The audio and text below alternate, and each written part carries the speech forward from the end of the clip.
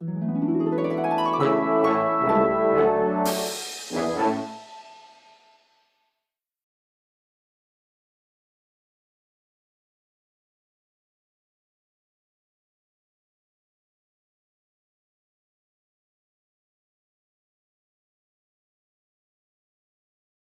aujourd'hui, je ferai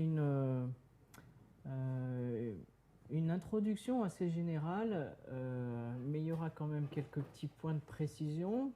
Donc il y aura pas mal de chimie, entre autres, organique en plus, ça vous permettra de savoir qu'est-ce qu'on peut analyser, comment on l'analyse, quels sont les types d'analyses qui marchent et qui ne marchent pas, et comment est-ce qu'on peut juger qu'une analyse ou une méthodologie d'étude est valable ou pas.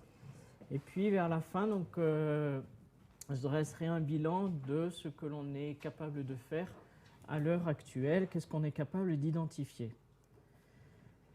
Donc nous allons commencer par voir qu'est-ce qu'on peut étudier parmi les objets archéologiques. Alors nous, on va s'intéresser uniquement à la matière organique, donc je ne parlerai pas du tout de la matière minérale. Alors, quand on est sur un chantier de fouilles, là vous avez l'exemple d'une tombe retrouvée à Malaga, dans le sud de l'Espagne. Et donc lors de l'ouverture de cette fouille, on trouve énormément de matériaux. Donc la première chose à faire va être de classer les différents types de matériaux. Donc on a des matériaux qui sont minéraux, la céramique, la pierre, le verre, des matériaux mixtes, l'os, le coquillage. Donc tout cela, ces matériaux-là ne vont pas nous intéresser du tout. Ensuite, on a des matériaux organiques, comme le bois, le charbon, les eaux, le textile. Ça, ce sont des matériaux que l'on appelle structurés, parce que si vous les regardez à l'œil nu ou à la loupe binoculaire, vous voyez des formes, des structures qui sont conservées. Et de même, si on se place à plus petite échelle, vous avez des graines, des phytolithes, des sphérolithes ou des pollens, donc que vous pouvez regarder en microscopie optique ou en microscopie électronique à balayage. Vous voyez des structures qui sont conservées.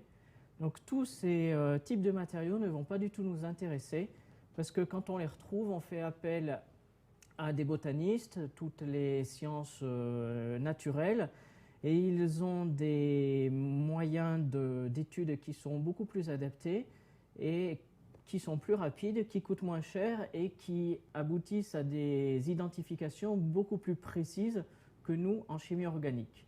Donc pour tous ces matériaux structurés, on va faire appel à eux. Et en fait, on va intervenir, nous, en chimie organique, quand il n'y a aucune structure qui est conservée, donc quand on a des matériaux amorphes, parce que les autres ne peuvent plus rien faire. Donc là, on fait appel aux organiciens. Alors, dans cette tombe, par exemple, qu'est-ce qu'on va pouvoir étudier? Vous voyez que dans les objets qui sortent, vous avez des mortiers en pierre, vous avez des lampes en céramique. Donc ces mortiers ont servi à broyer quelque chose. Les lampes ont servi, donc elles ont contenu un combustible, de l'huile, de la graisse, de la cire. Et on va gratter à l'intérieur, sur les parois internes, parce qu'il y a une partie de la matière qui est imprégnée. Et donc on va pouvoir s'intéresser aux objets en pierre, en céramique. Ici vous avez un balsamère en verre, pareil. Alors il n'y a pas des imprégnations, mais il y a des petits dépôts qui sont très très fins, mais qui conservent encore des molécules organiques.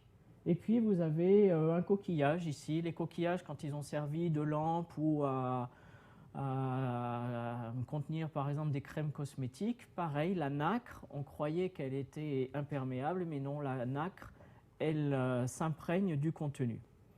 Donc en fait, on peut faire des prélèvements sur ces objets et dans la tombe, on peut regarder si jamais il n'y a pas des traces sur les os du défunt, des traces, des encroûtements ou des traces des coulures, donc comme des libations qui auraient été faites, ou encore on peut étudier le sédiment. Parce qu'il peut y avoir des libations ou encore des sortes de litières de végétaux complètement décomposés, et là on pourra en retrouver des traces par la chimie. Donc vous voyez que ce que l'on veut étudier ne se voit pas, mais en fait il y en a une très grande diversité à l'intérieur des tombes et dans tous les contextes archéologiques. Alors la chimie nous permet d'identifier énormément de matériaux qui sont soit d'origine végétale, soit d'origine animale.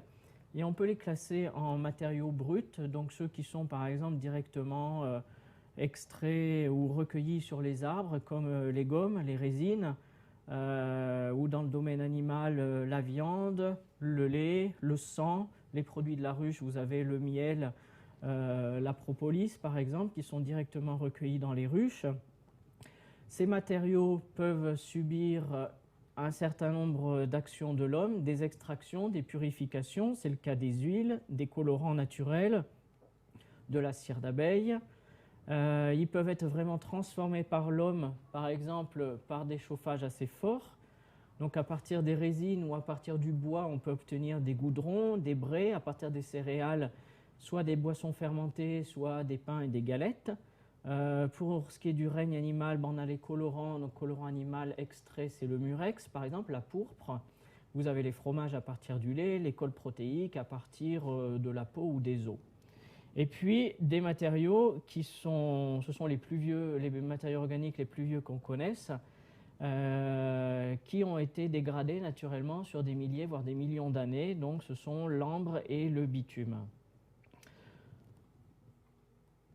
Alors, comment fait-on pour les identifier? Donc là, je suis désolé, il va falloir faire un peu de chimie organique. Alors, la chimie organique, c'est la chimie du carbone. Donc, toutes les molécules qu'on va étudier, vous voyez ici, elles contiennent du carbone, de l'hydrogène, de l'oxygène, et puis certaines contiennent aussi de l'azote, du phosphore, du soufre, pour les éléments chimiques les plus courants. On les classe en différentes familles chimiques. Donc vous connaissez les lipides, les glucides et les protéines, c'est ce qu'on utilise en alimentation. Et nous, on va rajouter les polyphénols, c'est ce qu'on appelle aussi les tanins, ça provient des fleurs et des fruits. Les polynucléotides, c'est l'ADN et l'ARN. Alors ce sont des molécules organiques, des macromolécules organiques, mais on ne va pas du tout en parler aujourd'hui parce que ça fait partie d'une science tout à fait à part, avec des méthodes spécifiques, c'est la paléogénétique. Donc je mentionne juste que l'ADN et l'ARN sont organiques, mais nous on ne les analyse pas du tout. Et puis les alcaloïdes, ce sont les drogues qui appartiennent à plusieurs familles chimiques et qui ne rentrent pas dans les lipides, glucides, protéines généralement. Alors, donc on a vu une molécule organique, c'est composé de carbone. Donc vous avez la plus simple ici, vous avez carbone avec 4 hydrogènes, c'est ce qu'on appelle le méthane. Vous pouvez, donc carbone et hydrogène, ça forme un hydrocarbure. Vous pouvez rajouter une fonction chimique. Donc ici, la fonction, c'est OH. Les carbones ne sont plus dessinés quand les molécules deviennent un peu grosses. Donc on symbolise juste les segments entre deux atomes de carbone. Donc ici, l'éthanol avec 2 atomes de carbone et puis une fonction alcool. Ici, vous avez un sucre, le glucose, avec 1, 2, 3, 4, 5 fonctions alcool et puis un oxygène ici. Donc voilà 3 exemples de molécules organiques. Alors à partir de ces molécules organiques s'associent et forment des matériaux biologiques. Donc par ce tableau qui est un petit peu complexe, on arrive à faire un lien entre les molécules constitutives qu'on appelle des biomarqueurs et puis les matériaux biologiques. Donc en haut, j'ai marqué tous les matériaux biologiques que l'on cherche à identifier. Soit ils proviennent de végétaux, donc les gommes, les résines, soit de la viande, les matériaux carnés, viande et sang, soit des produits laitiers, le lait ou alors le lait transformé, les huiles, les graisses, les produits de la ruche, le miel, la propolis, la cire d'abeille par exemple, les colorants naturels, les dérivés de céréales, pain, galettes, boissons fermentées, les produits de la mer, le poisson, les conserves de poisson et les sauces de poisson. Donc les sauces, c'est le garum, la lec, le liquamen, et les cols protéiques, puis les produits fossiles. Et à gauche, j'ai marqué les familles chimiques et les sous-familles. Donc les lipides en premier, les protéines, les sucres, les tanins, l'ADN et les alcaloïdes. Donc ces matériaux biologiques sont formés par des dizaines, centaines, voire milliers de molécules qui sont toutes différentes les unes des autres et qui généralement appartiennent à plusieurs familles chimiques. Donc si on prend le cas des triglycérides, ce sont des lipides. C'est eux que l'on retrouve dans les huiles et les graisses. Ça représente à peu près 98-99% des molécules formant les huiles.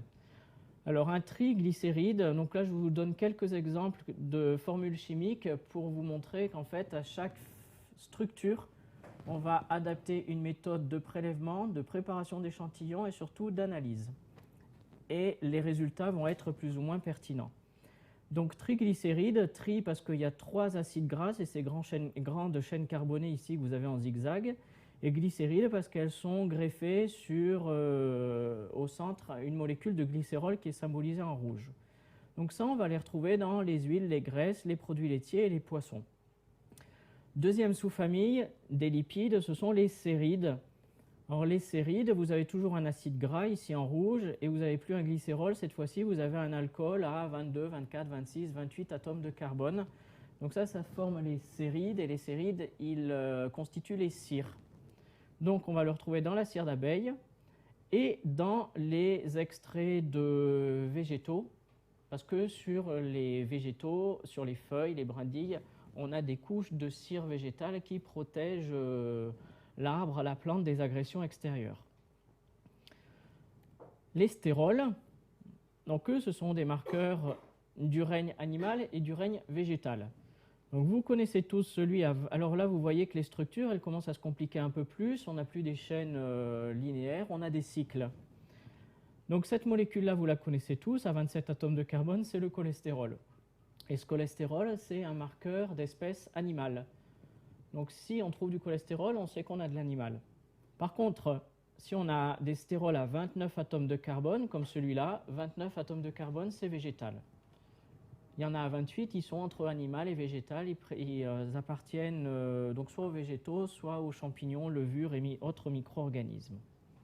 Ensuite, on a les terpènes. Alors les terpènes sont les constituants des résines essentiellement. Et c'est des molécules à multiples de 5 atomes de carbone, 5, 10, 15, 20 et 30. Les petits 5 et 10, ce sont les terpènes qui en fait forment les notes de tête dans les parfums. C'est les molécules les plus volatiles, donc nous on ne va pas les retrouver en contexte archéologique. Les plus grosses, à 15, on commence à en retrouver. On retrouve surtout à 20 et à 30 atomes de carbone, donc à 20 c'est ça. Et 20, ça provient spécifiquement des conifères. 30 atomes de carbone, ça provient des feuillus. Donc en étudiant les terpènes, on peut distinguer les sources conifères et feuillus. Et si vous regardez cette molécule ici à gauche, vous avez ici une fonction chimique, la fonction acide. Et cette fonction, elle est instable dans certaines conditions, notamment par chauffage, et elle va partir. Et si on chauffe cette molécule, on obtient celle-là. Donc là, vous avez perdu la fonction acide et on obtient le réthène. Et le réthène, c'est ce qu'on appelle un hydrocarbure polyaromatique. Donc parce qu'il n'y a que du carbone, de l'hydrogène, et il y a plusieurs cycles à 6, comme ça, c'est les cycles aromatiques du benzène. Et ces marqueurs, donc, qui proviennent des marqueurs végétaux en C20 et en C30, mais qui ont subi un chauffage, ils sont donc représentatifs des goudrons et des braies, donc obtenus par chauffage des bois, des écorces ou des résines, et on les retrouve aussi dans les bitumes, donc les bitumes qui proviennent de la dégradation sur des millions d'années de la végétation. Après, on a les protéines, là je passerai très vite dessus parce que c'est des macromolécules. Donc vous avez une sorte d'alphabet constitué d'acides aminés qui forment des chaînes, des polymères, qui s'enroulent et qui forment des protéines. Donc ça, c'est vraiment un domaine qui est assez nouveau, qui s'appelle la protéomique. Donc déjà, il y a énormément d'équipes et de recherches qui s'intéressent à ça, comment caractériser les protéines au mieux dans les organismes vivants actuels, l'homme, les animaux, les plantes, etc. Et en archéo, il n'y a quasiment aucun travail qui est fait dessus parce qu'on va le voir, les protéines en fait se dégradent très très vite et disparaissent. Les sucres, c'est un peu le même problème, mais on en retrouve. Alors les sucres, on les retrouve dans les végétaux, donc les gommes, les résines, et surtout les gommes, et puis un petit peu les produits de la ruche. Et donc là, vous avez une molécule, un marqueur du miel, et vous voyez qu'il y a plein de fonctions OH, et ces fonctions OH, elles sont compatibles avec l'eau. Elles rendent cette molécule soluble. Donc ça, c'est important pour la suite. Tous les sucres sont plus ou moins solubles dans l'eau. Et puis, donc là, vous voyez un sucre avec donc, un glucose, un autre sucre ici, et un troisième. Donc là, il y a 3 sucres qui sont associés les uns aux autres. et on peut former des polymères beaucoup plus grands comme celui-là, où il y en a 1, 2, 3, 4, il y en a n, ça peut aller jusqu'à plusieurs milliers.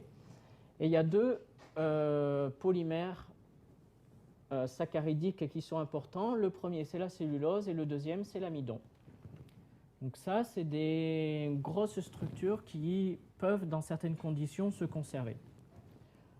Ensuite, autre famille chimique, les polyphénols, donc c'est ce qu'on appelle aussi les tannins.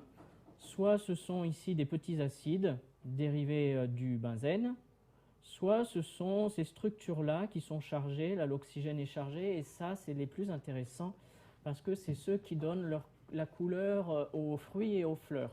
Donc quand on va vouloir caractériser des fruits, on va essayer de rechercher les tannins caractéristiques du fruit. Ensuite, on a les polynucléotides, donc ça fait référence à la paléogénétique, et les alcaloïdes que l'on retrouve dans les drogues. Donc vous voyez avec ce tableau comment on fait la relation entre des marqueurs chimiques et des matériaux biologiques.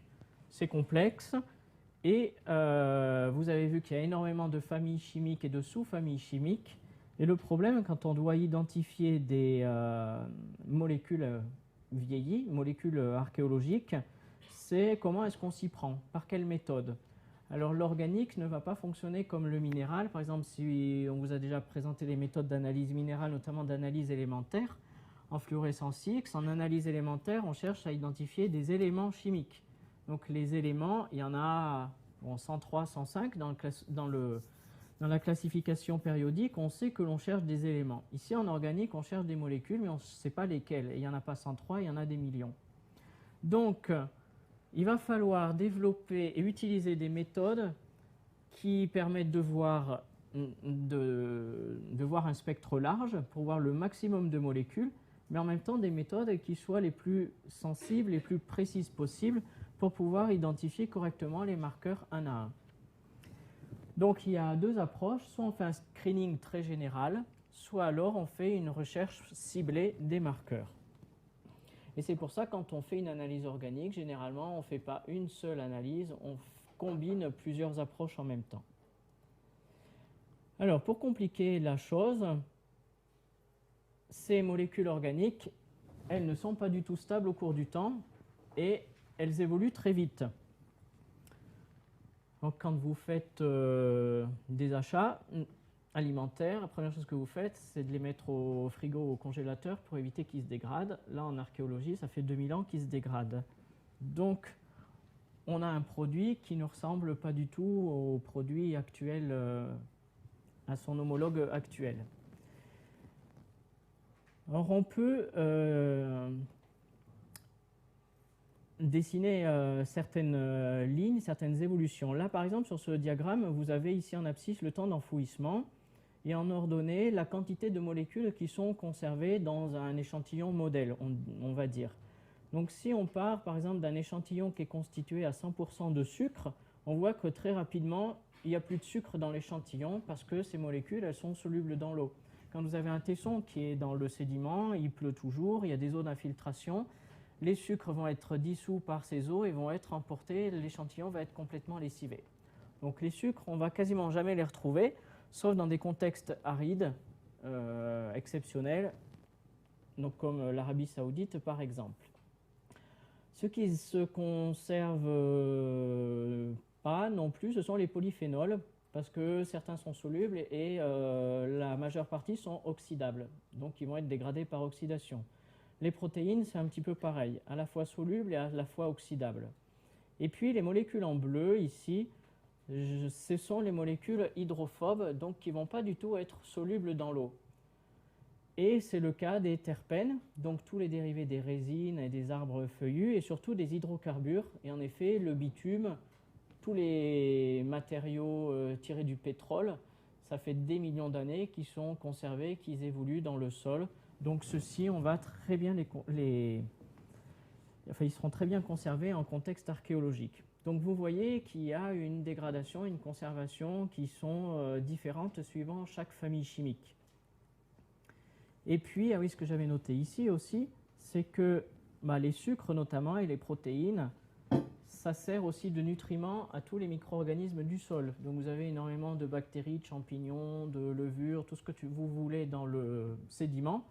Ce sont des organismes vivants qui ont besoin de vivre, et pour vivre, il faut de l'oxygène, de l'eau et de la nourriture.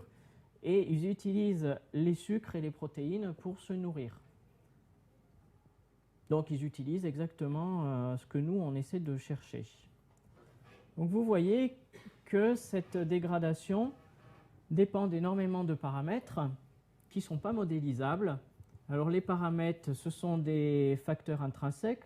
Donc suivant la famille chimique à laquelle appartient le marqueur, il va se dégrader plus ou moins vite. Et puis ça dépend aussi de tout le contexte extérieur, donc la température, le pH, l'oxydoréduction, la composition du sol. Si on a un sol qui est riche en ions métalliques, ces ions métalliques ils vont catalyser toutes les réactions de dégradation, donc ça ira encore plus vite. Et puis surtout l'activité bactérienne et tous les micro-organismes du sol, plus il y en aura, plus ils auront besoin de manger, plus ils vont utiliser cette matière organique. Donc il faut faire avec ce qu'on trouve dans les échantillons archéologiques, et surtout il n'est pas question d'essayer de définir des modèles qui ne traduisent absolument pas la réalité. Alors sur ce diagramme, j'ai représenté en abscisse ce qu'on appelle l'activité de l'eau. C'est en fait à gauche, ce sont des milieux qui sont complètement secs, où il n'y a pas du tout d'eau, et à droite, des milieux qui sont complètement imprégnés d'eau. Et en ordonnée, vous avez les vitesses relatives de dégradation. Donc plus ça va se dégrader rapidement ici, plus la matière organique va être perdue, dégradée et perdue. Donc on voit que les milieux arides, c'est des milieux qui sont très favorables à la conservation de la matière organique, parce qu'il n'y a pas d'eau, donc il n'y a pas de vie, il n'y a pas de micro-organismes dans le sol.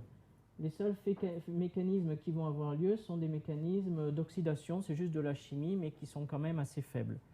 Ce qui fait que tous les sites qui fouillaient dans les déserts égyptiens, d'Arabie Saoudite ou quelquefois d'Alaska, ce sont des milieux exceptionnels pour la conservation de la matière organique. Ensuite, si on rajoute un peu d'eau, ben on fait des réactions chimiques, puis des réactions biochimiques. Il y a de la vie qui apparaît. Il y a des champignons, des levures, des bactéries qui se développent dans le milieu, qui se nourrissent et donc qui participent à la dégradation de la matière organique. Donc dans nos milieux tempérés, c'est pour ça qu'on a assez peu de matière organique qui est conservée. Et puis le cas extrême, tout à droite, c'est celui-ci. En fait, le site baigne dans l'eau, mais il y a un moyen de stopper toutes les dégradations organiques, c'est de priver le milieu d'oxygène. Donc on se trouve en milieu anaérobie. S'il n'y a pas d'oxygène, il n'y a pas de vie. Et c'est le cas notamment de toutes les stations palaffites, donc les sites qui sont situés sur les lacs, notamment les lacs du Jura, les ports qui sont rapidement envasés. Donc il y a des études qui ont été faites à Pise, dans le port de Pise à San Rossore, les fouilles à Lyon il y a une dizaine d'années du parc Saint-Georges. Ici, on a, ou encore à Arles, c'est des fouilles plus récentes, vous avez des épaves et à peine le bateau a sombré au fond du fleuve qu'avec tout le limon, ça a été très vite envasé et recouvert, et ce limon a privé le milieu de l'oxygène, donc tout a été extrêmement bien conservé.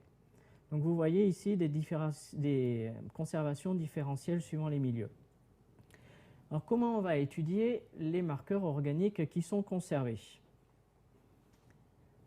Alors déjà, il faut essayer de... On doit déjà choisir les échantillons, les objets que l'on veut étudier, suivant plusieurs critères. Donc d'abord les questions, les problématiques archéologiques. Aussi savoir si on peut faire des prélèvements ou pas. Donc on va faire des prélèvements différents suivant l'état de conservation de l'objet, s'il est fragmentaire ou s'il est intact. Et puis si on a affaire à des archéologues ou des conservateurs de musée, là ça ne va pas être pareil.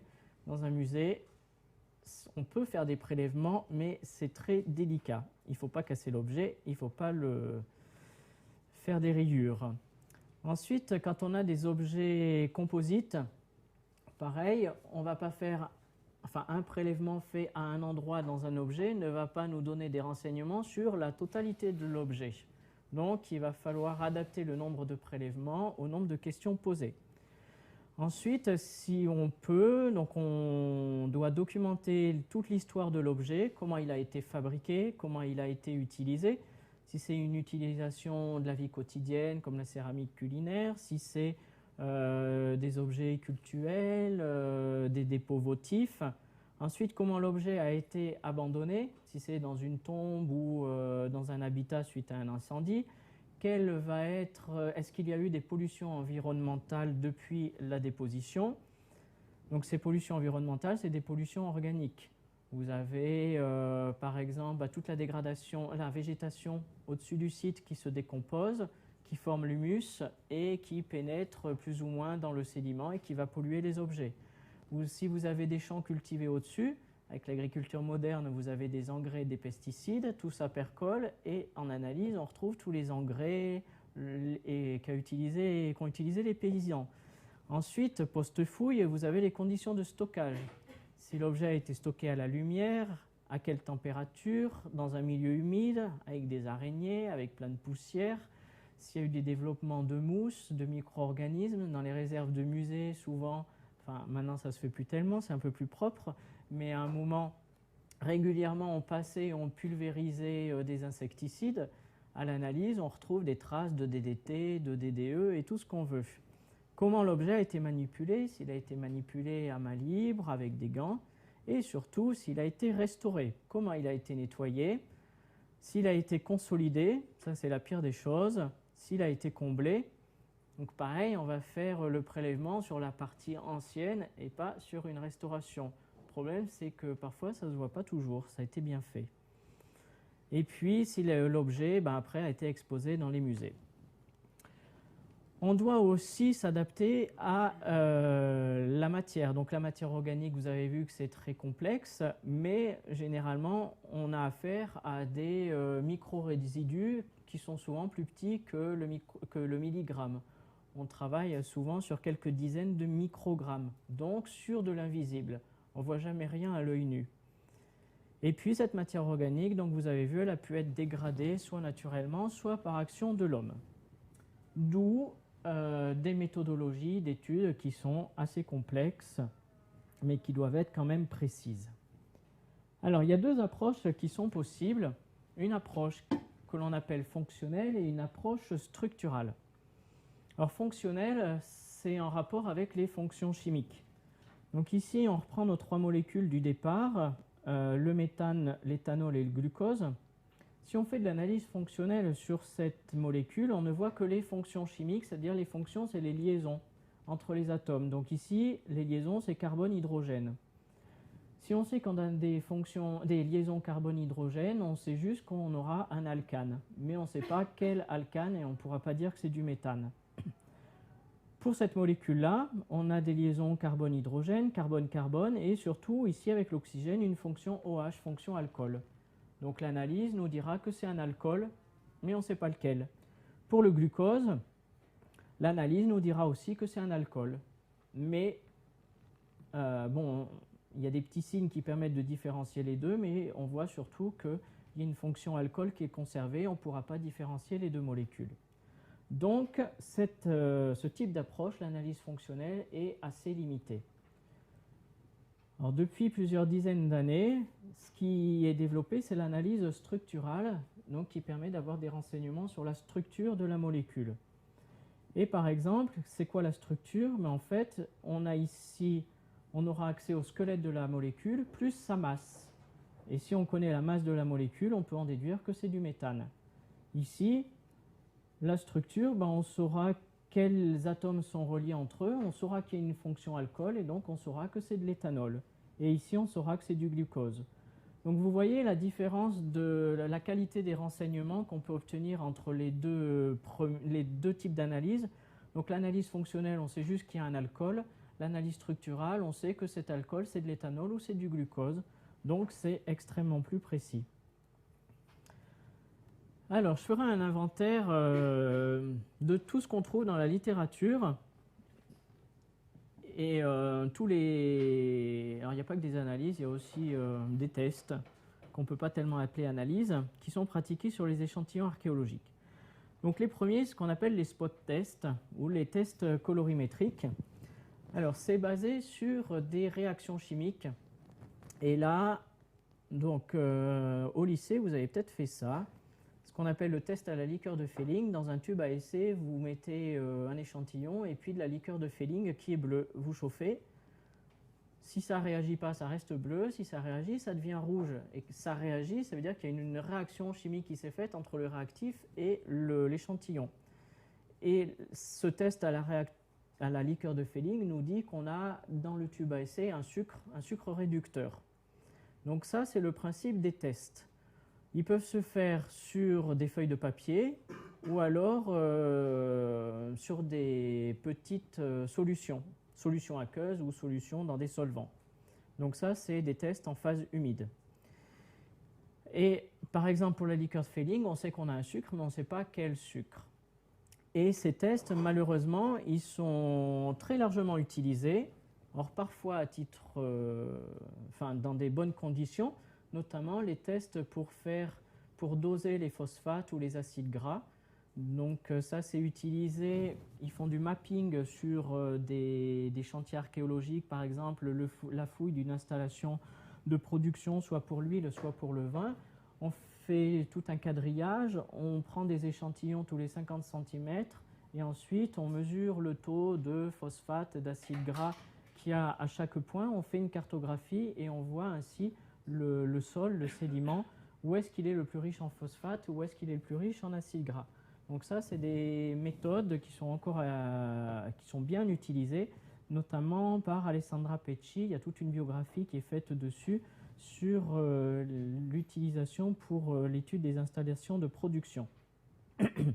Mais c'est utilisé aussi par d'autres chimistes. Donc vous voyez une publication récente de 2006. Donc ces chimistes voulaient étudier le contenu de vases à parfum à Chypre, donc autour de 2000 avant Jésus-Christ. Des échantillons extrêmement vieux, donc extrêmement dégradés. C'est des parfums. Donc dans les parfums, il y a des supports, c'est l'huile, c'est les graisses, ça peut être des produits laitiers. Il y a les matériaux qui apportent l'odeur, donc des résines, des extraits de plantes. C'est extrêmement complexe. Et pourtant, ils ont utilisé ces spot tests et en ont déduit la présence de verveine, de romarin, etc. Donc vous voyez que par ces tests, si vous avez vu la différence entre fonction et structure, vous voyez qu'on ne peut absolument pas arriver à ces types de conclusions. Donc il vaut mieux laisser de côté toutes ces publications. Ensuite, certaines études montrent l'utilisation des analyses élémentaires. Donc analyse élémentaire, c'est l'analyse des éléments chimiques. Donc il y a plusieurs types d'analyses qui peuvent être faites. XRF, la spectrométrie de fluorescence X, qui peut être fait avec un petit pistolet comme ça ou ce type d'appareil à pression atmosphérique, ou encore couplé à un microscope électronique à balayage, c'est pas un D, c'est un B ici, couplé à une sonde d'analyse élémentaire. Qu'est-ce qu'on va obtenir si vous avez un échantillon organique? L'analyse élémentaire va donner carbone, hydrogène, oxygène, et encore pas à pression atmosphérique, ça ne marche pas pour les éléments légers. Donc ça sera la réponse obtenue au MEB. Ok, on a du carbone, de l'hydrogène, de l'oxygène, et ça nous donne quoi? On ne peut pas savoir parce que le carbone, il peut être organique, mais il peut être aussi minéral. Si vous avez des carbonates, CO2-, vous avez du carbone et de l'oxygène. Donc, ces analyses ne nous donnent rien du tout au niveau de la présence et de la nature des matériaux organiques. Et même si vous utilisez des appareils super gros, super chers, comme le PIX ou le PIGE, vous allez avoir des meilleures sensibilités, mais à la fin, vous aurez toujours carbone, oxygène, et vous n'en saurez pas plus. Donc, toutes les approches qui font appel à des méthodes d'analyse élémentaires sont totalement inadaptées à l'objet de notre étude. Alors, toujours parmi les méthodes d'analyse fonctionnelle, il existe la spectrométrie infrarouge, donc on l'appelle maintenant IRTF, TF, parce qu'elle est couplée à la transformée de Fourier. C'est une méthode de traitement du signal qui permet d'avoir des meilleures sensibilités et résolutions. Donc, quel est le principe? Vous prenez votre échantillon ici, vous le broyez dans du KBr, du bromure de potassium, et vous obtenez une petite pastille translucide à travers laquelle vous faites passer un faisceau de lumière infrarouge. Et la matière qui est placée dans cette pastille va absorber certaines raies, et ces raies absorbées correspondent aux fonctions chimiques qui sont présentes dans l'échantillon. Donc vous allez obtenir un spectre, et donc ce spectre va traduire la présence ou l'absence de certaines fonctions chimiques. Alors on peut le coupler à un microscope, du coup ça permet d'étudier des micro-échantillons. L'analyse et la préparation de l'échantillon surtout sont très rapides, il suffit de broyer et de faire la pastille. Ça permet de voir des fonctions chimiques, mais quand on a des mélanges de milliers de molécules, ben, en fait on a un spectre mais on ne sait pas trop quoi en faire. Donc ça ne permet absolument pas d'identifier complètement des molécules, juste les fonctions chimiques, et surtout ça ne permet pas d'identifier des matériaux, surtout s'ils sont mélangés. Donc c'est une méthode qui est très bien comme pré-analyse pour savoir si on a affaire à des sucres, à des lipides ou à des protéines, mais ça ne permet pas d'identifier les matériaux, archéologiques en tout cas. Alors un exemple, c'est celui-ci. Donc ça, c'est la première analyse par spectrométrie infrarouge qui a été faite dans les années 76-78 par Françoise Formanti. Et elle a étudié le contenu d'amphores. Donc là, on est sur l'épave de la Madrague de Giens, qui est au large de Toulon. C'est un navire qui a sombré autour de 70 avant Jésus-Christ, qui contenait à peu près 6000 amphores disposés sur 3 rangs. Le premier, quand le bateau a coulé, tout le premier rang est tombé, les amphores se sont cassés. Par contre, le deuxième rang et le troisième rang étaient assez bien conservés, et les amphores notamment avaient encore conservé leur opercule. Donc là, sur une amphore, l'amphore a été désoperculée, vous voyez ici le bouchon, et puis à l'intérieur, il y avait ça, ce liquide marron, avec un truc marron qui flottait dans le liquide.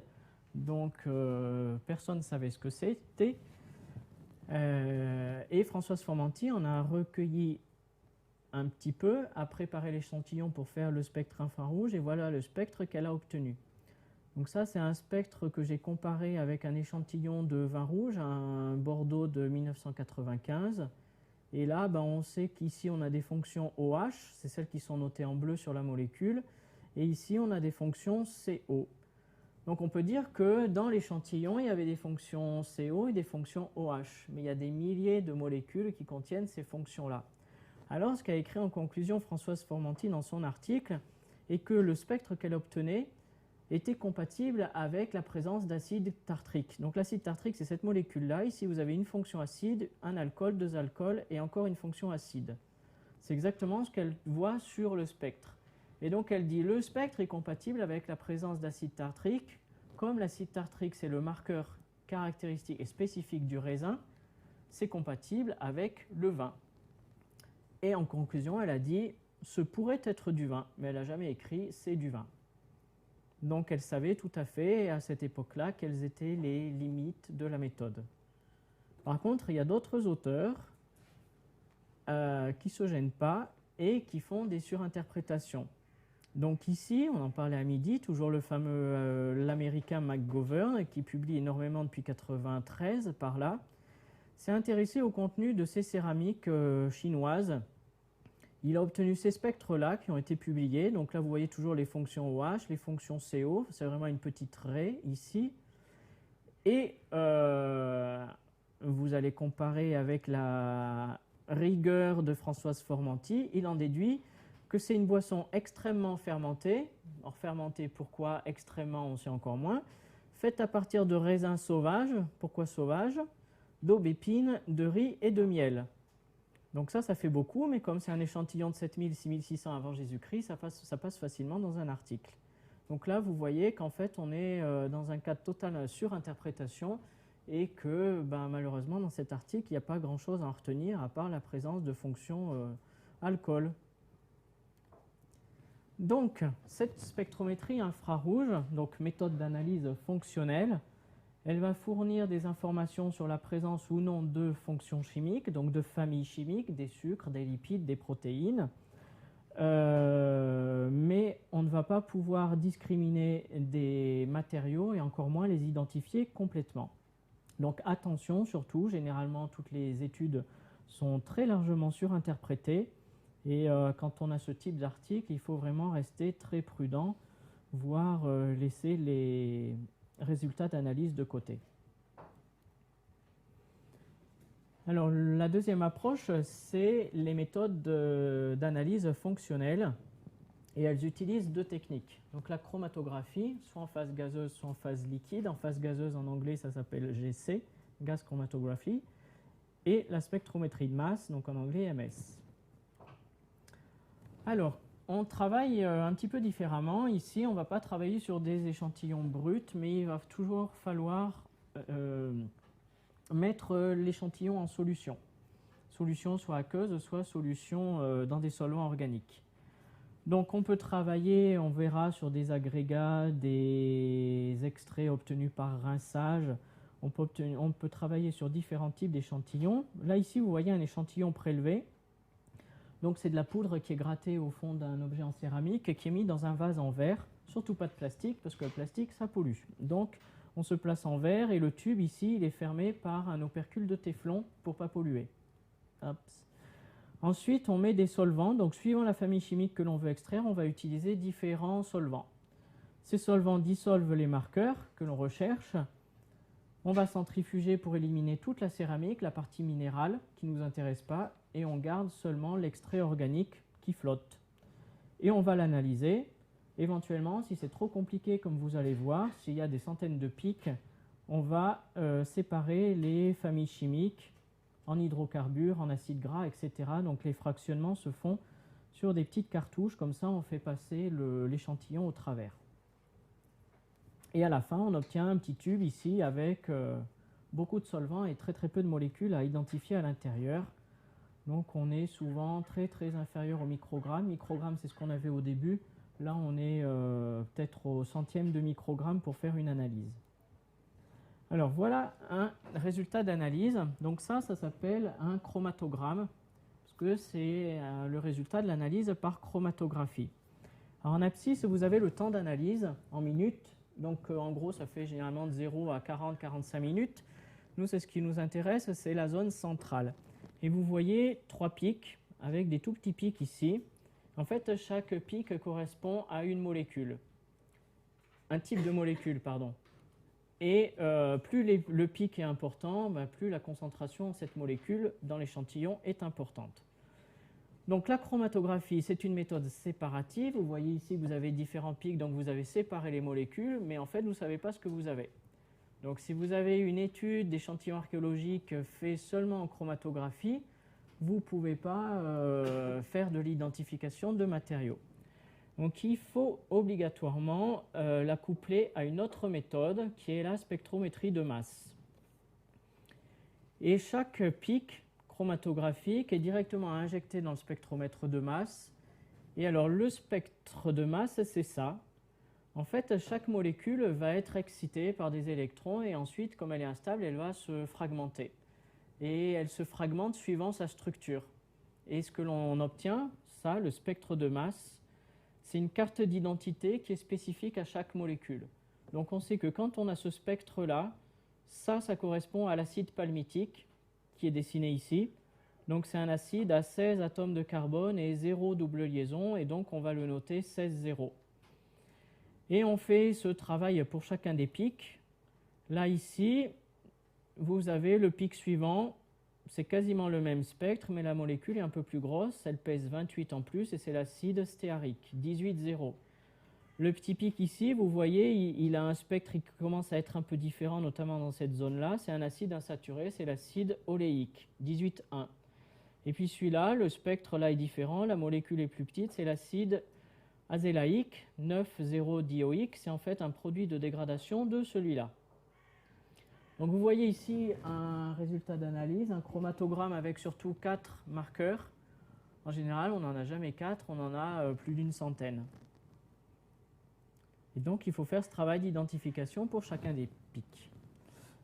Alors, comment on mène une étude d'analyse chimique de matériaux archéologiques. Donc on travaille toujours en collaboration avec l'archéologue ou le conservateur, on ne travaille jamais séparément. Pourquoi? Parce que on pourrait analyser n'importe quoi, mais si ça ne rentre pas dans des problématiques et certaines questions, ça ne sert à rien de tout vouloir analyser. Dans l'autre sens, l'archéologue ne peut pas tout attendre de l'analyste. Ce n'est pas le messie, il ne répond pas à tout, surtout si les questions ne sont pas exposées au début. Donc la première chose à faire, c'est se faire expliquer le contexte, les problématiques et à parler ensemble, savoir ce type d'objet, on peut l'étudier. La chimie, à l'heure actuelle, elle peut répondre à cette question ou elle ne peut pas répondre à celle-ci. Donc on va définir la problématique d'étude ensemble en fonction des données archéologiques, des objets. On va sélectionner les objets, essayer de les comprendre, voir s'il y a des traces d'utilisation notamment. Comme ça permet d'orienter les prélèvements. Pour, si vous avez des contextes, notamment vous voulez étudier des parfums, vous allez essayer de regarder dans la littérature qu'est-ce qui a pu être utilisé pour fabriquer les parfums, quelle huile, donc suivant la région, du sésame, de l'olive, etc. Donc vous allez essayer de rechercher ces matériaux-là. Vous adaptez le prélèvement à la fois à la méthodologie, à l'objet et à ce qui reste. On va voir tout à l'heure s'il y a des résidus ou si c'est des dépôts invisibles. L'analyse se fait au laboratoire, ça c'est vraiment la partie du chimiste. Et ensuite, une fois que l'archéologue a le rapport en main, le rapport d'analyse, on rediscute de tous les résultats, parce que souvent l'archéologue, en lisant le rapport, il lui naît un certain nombre de nouvelles questions, et ce n'est pas parce que les questions n'ont pas été posées avant qu'il n'y a pas les réponses dans les analyses qui ont été menées. Donc c'est vraiment un travail interdisciplinaire entre archéologues, chimistes, botanistes, conservateurs. Alors pour symboliser un petit peu, donc voici comment ça se passe. On part ici de la fouille. Donc en bleu c'est les archéologues, en rouge les chimistes et en vert les botanistes. Donc en premier, l'archéologue va exposer la problématique et le chimiste va donner son avis sur ce qu'il est capable de faire ou les technologies et les méthodologies actuelles, ce qu'elles sont capables d'apporter ou non. Ensuite, on choisit les objets ensemble. Donc l'archéologue va en premier sélectionner un certain nombre d'objets, mais le chimiste va aussi donner son avis. Il y a certains objets, soit qu'on ne peut pas les prélever, soit alors il y en a d'autres avec des résidus qui semblent un peu mieux, qui pourront donner de meilleurs résultats. Donc on effectue le choix des objets ensemble. Ensuite, le chimiste fait les prélèvements sans rajouter de pollution. Donc parfois, les archéologues qui ont été formés peuvent aussi faire ces prélèvements. Donc les échantillons sont conservés dans des tubes en verre. Ça ne sert à rien qu'ils soient stériles. Stérile, c'est pour l'ADN. Nous, il faut vraiment que ce soit du verre, du téflon ou de l'aluminium, quelque chose qui n'apporte pas d'organique. Au laboratoire, ensuite, donc l'échantillon est préparé, purifié, analysé. Donc ça, c'est la chromatographie en phase gazeuse, c'est ça. Et la spectrométrie de masse, c'est l'appareil à gauche. On obtient des chromatogrammes, des spectres de masse. Donc par les spectres, on identifie chacun des marqueurs. Ça, c'est la première phase de l'interprétation. Deuxième phase de l'interprétation, à partir des associations de marqueurs, on identifie les sources biologiques. C'est le tableau que je vous ai montré au début, avec toutes les cases colorées. Et ensuite, on demande l'avis aux botanistes. Si on travaille sur une zone, par exemple la zone égyptienne, et si on trouve une huile assez exotique, est-ce que le botaniste a connaissance de l'existence de cette plante, de cette huile dans le pays? Si ce n'est pas le cas, dans ce cas-là, il va falloir qu'on fasse l'hypothèse d'importation et des importations d'où, de quel endroit, est-ce que c'était possible à cette date-là. Et ensuite, les trois disciplines se rassemblent pour faire la recontextualisation des données et essayer de répondre au mieux aux questions de l'archéologue et apporter quelque chose, le but étant quand même d'accroître les connaissances. Alors, qu'est-ce qu'on peut étudier? Tout d'abord, la céramique. Donc, je n'ai pas fait de transparent, mais bien sûr, vous pouvez étudier toutes les céramiques culinaires, céramiques domestiques. Ça, ce sont des objets qui sont très poreux et qui vont être imprégnés par leur contenu. Donc ça ne pose aucun problème. Les lampes à huile que vous avez vues tout au début, c'est exactement la même chose. Et puis on peut travailler sur des céramiques un petit peu différentes. Vous avez des vases en faïence, de la céramique ici qui paraît imperméable, du Bucchero Nero étrusque, donc une céramique qui imite quasiment le métal, très légère et qui est quasiment pas poreuse. Et pourtant, même si c'est pas poreux, ça a quand même été imprégné par les contenus. De même, le grès, l'émail ou les matériaux qui semblent totalement imperméables, ils ont été assez imprégnés pour pouvoir réaliser des analyses. Alors le problème sur ces objets, qui sont des objets de musée, vous voyez à la Villa Giulia à Rome, le gros musée étrusque, le problème c'est de réaliser des prélèvements de contenu sur ces objets assez prestigieux. On ne peut pas les casser. Donc ici vous avez un tout petit trou par exemple sur la coiffe du singe et puis un tout petit trou qui est dans la bouche de la grenouille. Donc il va falloir essayer de gratter avec des outils métalliques pour récupérer un peu de poudre des parois, de poudre céramique. Ici le Bucchero Nero c'est pareil, il faut faire le prélèvement complètement au fond du vase et souvent ici avec les ouvertures qui sont assez étroites c'est pas évident de descendre au fond. Ici vous avez un vase à parfum zoomorphe étrusque. Bon, la tête du cerf, c'est le bouchon du flacon, mais il faut faire le prélèvement au fond du vase, donc par là, ce qui fait que souvent, ce n'est pas très évident. On peut faire des prélèvements sur ce type de matériel, donc ça, c'est un exemple à Cerveteri. Tout le matériel en Bucchero, ça fait 20 à 25 ans qu'il est stocké dans un Algeco au soleil avec de la poussière, des araignées, des sacs plastiques. On a fait des prélèvements, il y a des pollutions, mais il y a quand même des traces encore du contenu originel. Là, vous avez des vases à parfum étrusco-corinthiens, toujours de Cerveteri, qui viennent de sortir de fouilles, donc ceux-là, il n'y a aucun problème pour les prélever.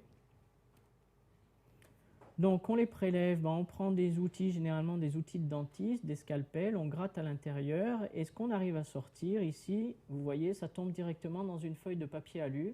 Donc l'alu c'est minéral, il n'est pas traité en surface, il y a juste une pellicule d'oxyde d'alumine qu'on peut enlever mais ça ne sert à rien du tout. Et une fois qu'on a fait le prélèvement, on replie le papier alu et on le confie au laboratoire. Donc ça on gratte au scalpel pour ces petits vases. Ici vous voyez le prélèvement sur un dolium, donc à la fraise électrique c'est plus pratique et toujours on récupère la poudre directement sur l'alu. Ou alors on fait des prélèvements avec des solvants, mais ce n'est surtout pas des solvants du commerce, ni les solvants des restaurateurs, l'éthanol, l'acétone. Ils sont de qualité technique, donc ils ont plein d'adjuvants dedans, de plastique. Si jamais un prélèvement est fait avec ces solvants, on verra toutes les impuretés du solvant et on ne verra jamais ce qu'a contenu le vase à l'origine. Donc surtout, les prélèvements au solvant, c'est le chimiste qui doit les faire avec son matériel et ses solvants. Alors, on peut aussi travailler sur les enduits et tous les bassins. Donc ça, c'est une question qui se pose souvent dans les villas, dans le sud de la France ou en Italie. Vous avez des villas de production d'huile ou de vin, mais on n'a pas assez d'arguments archéologiques pour trancher entre les deux. Donc ce qu'on va faire, on va faire un prélèvement de l'enduit des bassins. Donc ça, c'est un peu plus drastique comme prélèvement, ça se fait à la disqueuse, vous voyez ici. On note la partie haute qui doit être prélevée au laboratoire, ici, analysée. Et là, par exemple, dans ce style de bassin, alors vous n'allez pas faire les prélèvements sur la partie haute des murets, mais vous allez la faire sur la partie basse. Et pas la partie horizontale, mais plutôt la partie verticale qui est un peu moins polluée. Donc là, on va chercher des marqueurs de poids, de résine, d'huile, de raisin, etc. Donc on peut faire les prélèvements aussi. Donc un exemple ici sur de la pierre, c'était les fouilles à Petra de la chapelle d'Obodas. Et dans les salles de banquet, dans certaines, vous en voyez ici un triclinium. Dans certaines, vous aviez ici des...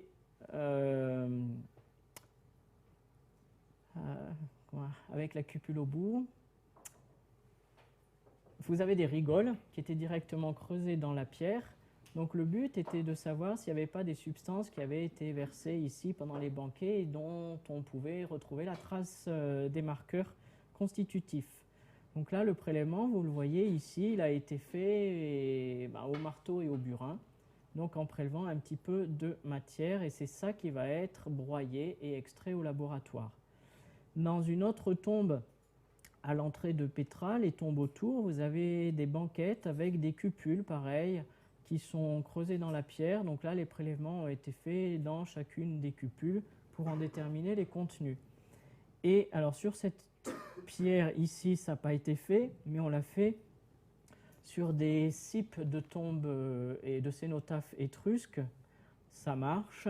Donc ici, vous avez une pierre votive, et sur cette pierre, on fait l'hypothèse qu'il y a eu des libations, donc des liquides qui ont été versés, et notamment sur les cipes étrusques, il y a bien des liquides qui ont été versés, des libations qui ont été faites sur ces pierres. Donc la pierre est suffisamment poreuse pour être imprégnée, même si le liquide a juste coulé et a très peu séjourné dessus. Donc, par exemple, sur les cipes étrusques, on avait des libations de vin dont on voit les traces chimiques. Des prélèvements un peu plus durs encore, ici, ce sont des stèles de l'âge du fer qui sont, pour certaines, à l'air libre depuis qu'elles ont été installées. Et donc ça, c'est des fouilles qui sont dans le Massif central, sur le plateau du Larzac. Donc il n'y a pas d'habitat, il n'y a que des chèvres et des moutons, c'est tout. Et donc très peu de pollution. Et sur ces stèles, quand la restauratrice a eu à nettoyer les stèles, elle a vu en fait qu'il y avait des dessins qui étaient gravés, donc des épées, des hommes, des femmes symbolisés. Et ici, dans les rainures, elle a vu des traces de couleurs, du rouge, du vert, du noir. Donc elle a fait les prélèvements. Ça, ce n'est pas un prélèvement fait par un archéologue ni par un chimiste, c'est un prélèvement fait par un restaurateur. Et vous voyez la taille du prélèvement, c'est 50 microns, c'est juste un grain de quartz ou deux. Et les traces de peinture, vous les voyez ici. Donc ça, c'est vu au microscope.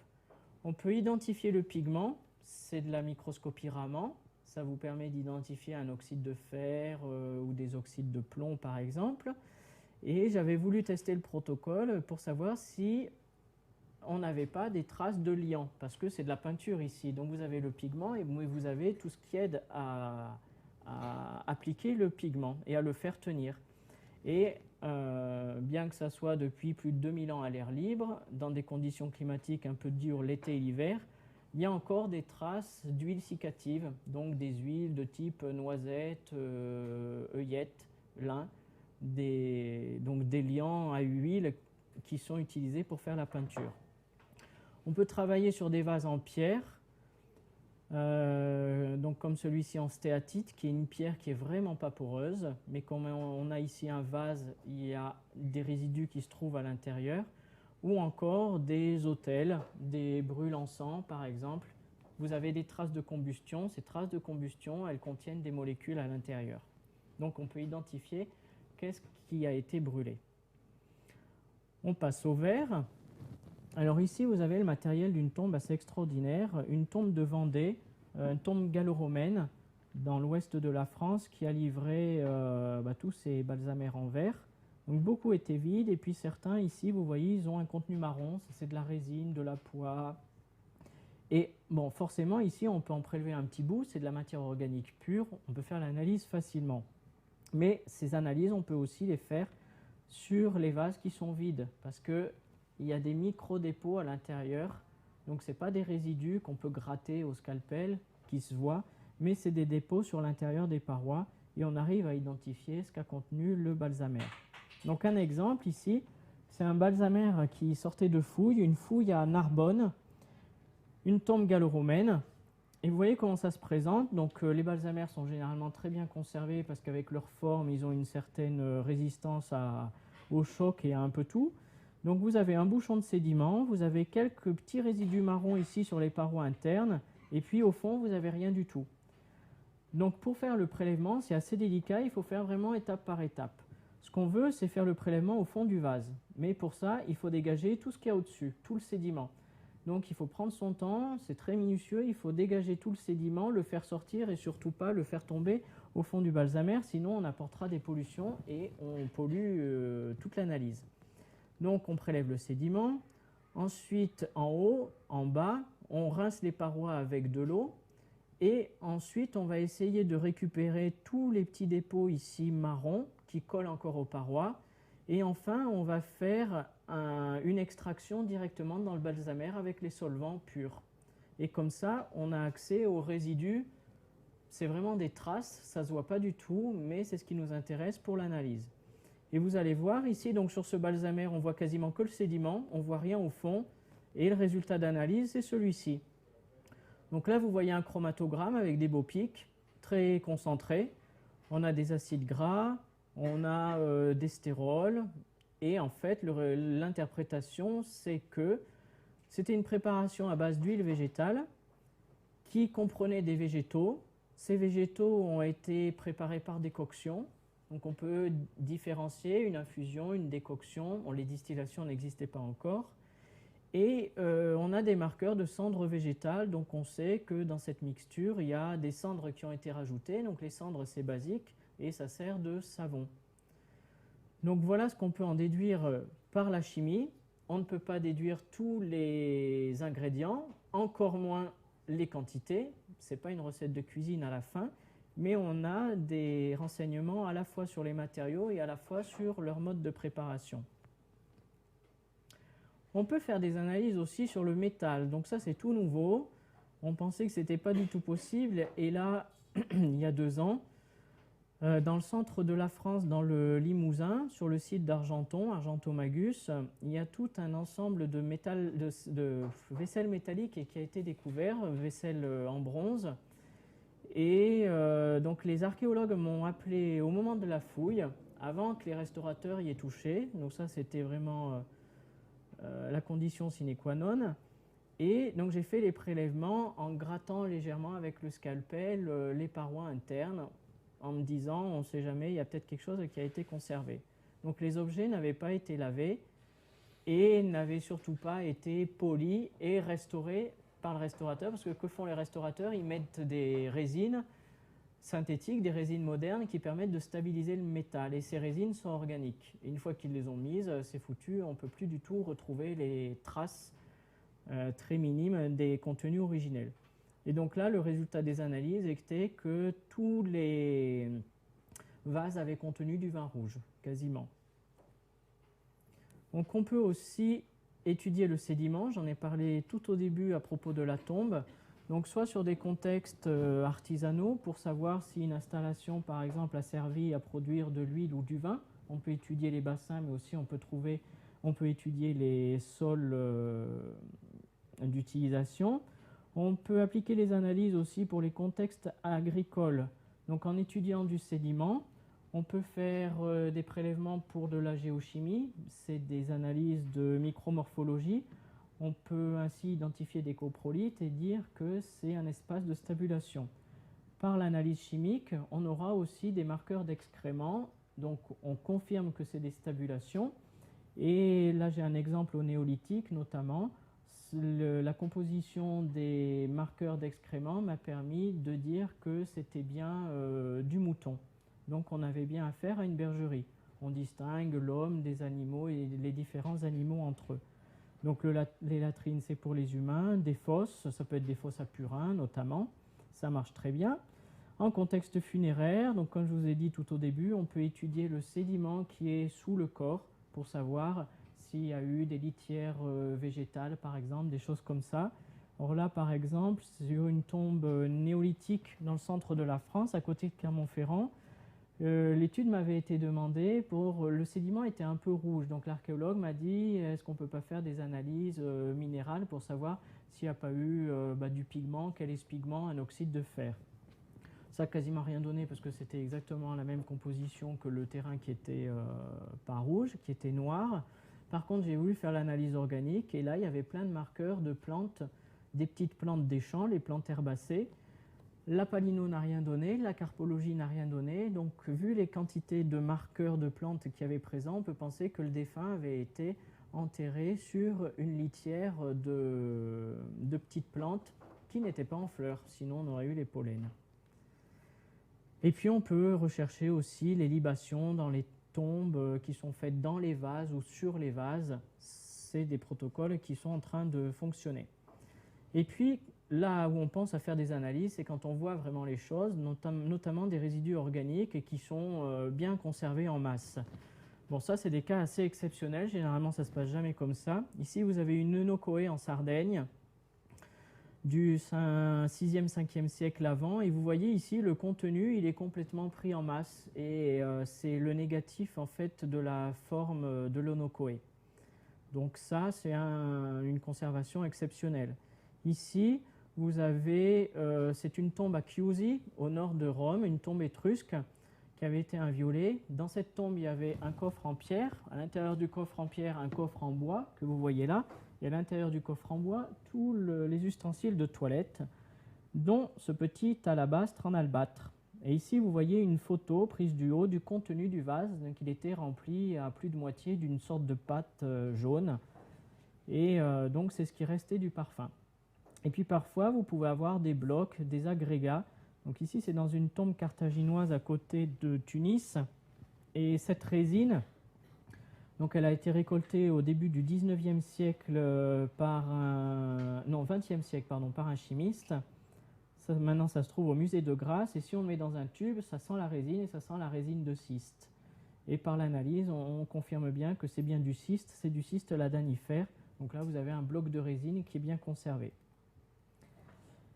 Alors, pour les prélèvements, il y a des choses qu'il faut faire, d'autres qu'il ne faut pas faire. Donc, je vous ai parlé qu'il faut toujours travailler sur feuilles en aluminium pour éviter de rajouter des pollutions.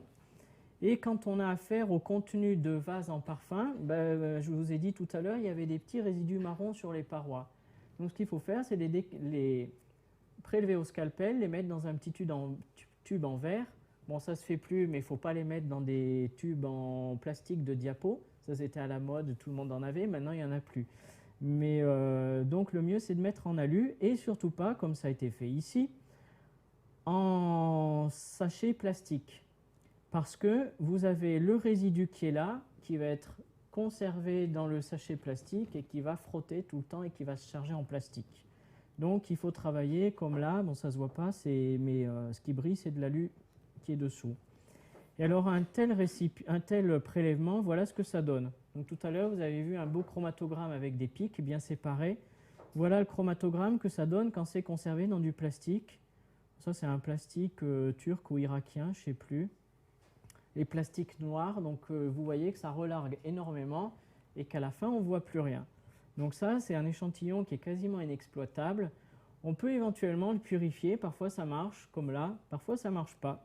Et quand on le purifie pour éliminer tous les plastiques, donc on a une première fraction de plastique, mais aussi tous les composés qui sont contenus dans l'échantillon et qui ont les mêmes propriétés que le plastique. Donc cette phase est éliminée et perdue. Et la deuxième fraction, vous voyez qu'on arrive quand même à sortir des pics et là identifier un parfum à base de graisse animale de ruminants. Alors, je vais faire une petite synthèse de ce qu'on est capable de faire à l'heure actuelle, ce qu'on est capable d'identifier. Alors, tout d'abord, les résines, je vous ai dit au début qu'il y avait des diterpènes et des triterpènes. Les uns à 20 atomes de carbone, les autres à 30 atomes de carbone. Donc, les premiers indiquent des conifères, les seconds indiquent des feuillus. Il n'y a que les myrrhes et les ombellifères qui contiennent à la fois des molécules en C20 et des molécules en C30. Donc, par l'étude des terpènes, on peut différencier les deux sources, conifères et feuillus. Alors, si l'on prend les résines d'arbres, donc parmi les conifères, donc on a les pinacées, le pin, le sapin, le cèdre, l'épicéa, les cupressacées, c'est le cyprès, le genévrier. Généralement, par la chimie, quand il n'y a pas beaucoup de matière, on dit que c'est une résine de conifère, mais on ne peut pas en dire plus. Pin et sapin, on ne sait pas les différencier à l'heure actuelle. Le cèdre, seulement quand il y a une molécule qui s'appelle le cédrol, qui n'est que dans l'essence de cèdre, dans ce cas-là, on peut dire que c'est du cèdre. L'épicéa, on ne le distingue pas. On distingue le mélèze, pareil, quand il y a un marqueur qui est vraiment très mineur dans le mélèze, quand il est trouvé, on sait que c'est du mélèze. Le cyprès, pareil, il y a un marqueur. Quand il y est, on sait que c'est du cyprès. Le genévrier, à l'heure actuelle, on ne sait pas très bien le différencier et il n'y a pas d'études botaniques et chimiques assez poussées encore qui ont été faites pour permettre de dire quels sont les marqueurs qui sont spécifiques des cyprès et qui permettent de les discriminer des autres. Alors avec les résineux, on peut faire différents types de produits. Ce qu'on appelle la résine ou l'oléorésine, c'est la résine brute, celle qui coule. Quand on fait une incision de l'écorce, comme vous voyez là, le bois est attaqué, se défend et produit une sorte de résine. Donc ça, c'est la résine gemme. Vous avez aussi alors, ce qu'on appelle l'essence de térébenthine. Bon, ça, ce n'est pas du tout archéologique parce que ça fait appel à un processus de distillation, donc il n'y en avait pas dans l'Antiquité. On a ce que l'on appelle la poix. Donc en anglais, c'est pitch ou tar, ça correspond à la même chose, ou goudron végétal de temps en temps. Donc ça, ce n'est pas de la résine chauffée, c'est un produit qui est fabriqué à partir du bois. Donc on va débiter les arbres en petites billes de bois, utiliser toutes les branches, on fait des grosses charbonnières, on met le feu, et en milieu clos et à haute température, le bois se dégrade et puis laisse couler ce goudron qu'on appelle la poix, et qui était utilisé à toutes les sauces dans l'Antiquité pour l'imperméabilisation des amphores, pour le calfatage des bateaux, dès qu'il y avait imperméabilisé quelque chose, on s'en servait. Et puis, pour améliorer ces imperméabilisants, on pouvait rajouter certains autres produits, notamment du soufre. Donc ça, il y a eu une attestation seulement dans les auteurs latins, chez Caton, pour réparer un dolium, mais on se rend compte de plus en plus par l'analyse chimique que la poix était mélangée à d'autres choses et notamment du soufre. Et vous avez deux produits chez Pline, l'azopissa et le pisasphalte. L'azopissa, c'est de la poix additionnée de soufre minéral, et le pisasphalte, c'est un mélange de poix et d'asphalte qui était utilisé pour imperméabiliser et qui marchait beaucoup mieux que la poix. Alors ça, c'était les résineux. Maintenant, les feuillus avec 30 atomes de carbone. Celui qu'on retrouve le plus en Méditerranée, c'est le pistachier. Alors le pistachier, il y en a plusieurs. Donc pistachier, c'est ce qu'on appelle le mastic, notamment le mastic de Chios. Donc voilà l'arbre, et en fait, pendant l'été, il y a des larves qui coulent, et puis qui finissent, soit qui sont récoltées, soit qui finissent au sol. Donc ce mastic est encore produit dans l'île grecque, l'île de Chios. Donc c'est utilisé comme chewing-gum. C'est utilisé beaucoup pour faire des vernis actuellement dans la peinture ou depuis le 15e, 16e siècle. C'est fabriqué pour faire un alcool parfumé qui s'appelle le mastica, et c'est surtout utilisé pour faire le vin résiné grec, donc du vin blanc avec de la résine de mastic dedans. Donc on a ce mastic qui correspond au pistachier lentisque, on a aussi le pistachier térébinthe et on a aussi le pistachier atlantique. Et là, il y a quelques études qui ont été faites en 2004-2005, donc pour vous donner un peu une idée de là où on en est. Une première étude a été faite par des botanistes et des chimistes grecs en association. Donc les botanistes sont allés cueillir le mastic sur des arbres qu'ils ont identifiés comme Pistachia lenticus variété Chia, pour que ce soit vraiment la bonne. Et les chimistes ont fait toute l'identification des marqueurs.